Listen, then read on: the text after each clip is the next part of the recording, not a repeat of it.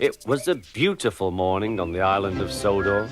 Thomas the Tank Engine's blue paint sparkled in the sunshine as he puffed happily along his branch line with Annie and Clarabelle. He was feeling very pleased with himself.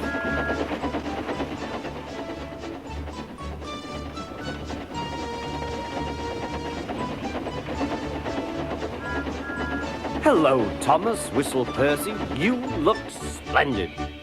"Yes, indeed," boasted Thomas. "Blue is the only proper color for an engine." "Oh, I don't know. I like my brown paint," said Toby. "I've always been green. I wouldn't want to be any other color either," added Percy. Well, anyway, huffed Thomas, "blue is the only color for a really useful engine. Everyone knows that." Percy said no more. He just grinned at Toby. Later, Thomas was resting when Percy arrived. A large hopper was loading his trucks full of coal. Thomas was still being cheeky. "Careful," he warned. "Watch out with those silly trucks." Go on, go on," muttered the trucks. "And by the way," went on Thomas, "those buffers don't look very safe to me." The last load poured down. "Help! I'm choking!" cried Thomas. "Get me out!" Percy was worried, but he couldn't help laughing. Thomas's smart blue paint was covered in coal dust from smoke box to bunker. "Ha ha," chuckled Percy. "You don't look really useful now, Thomas. You look really disgraceful." "I'm not disgraceful," choked Thomas.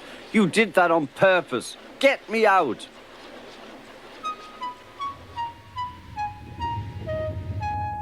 It took so long to clean Thomas that he wasn't in time for his next train. Toby had to take Annie and Clarabelle.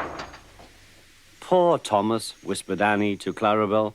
They were most upset.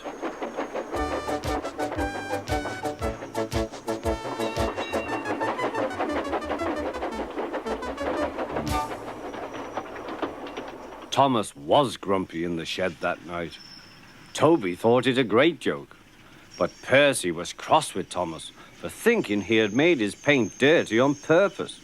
Fancy a really useful blue engine like Thomas becoming a disgrace to the Fat Controller's Railway. Next day, Thomas was feeling more cheerful as he watched Percy bring his trucks from the junction. The trucks were heavy and Percy was tired.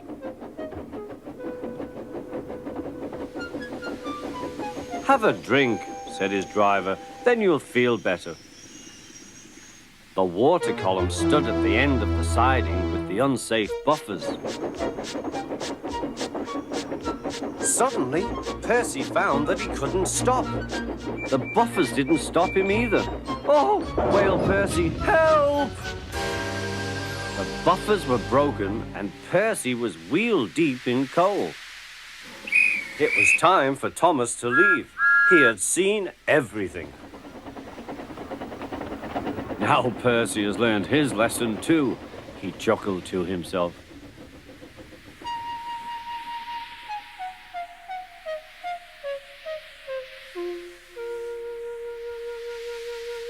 That night, the two engines made up their quarrel.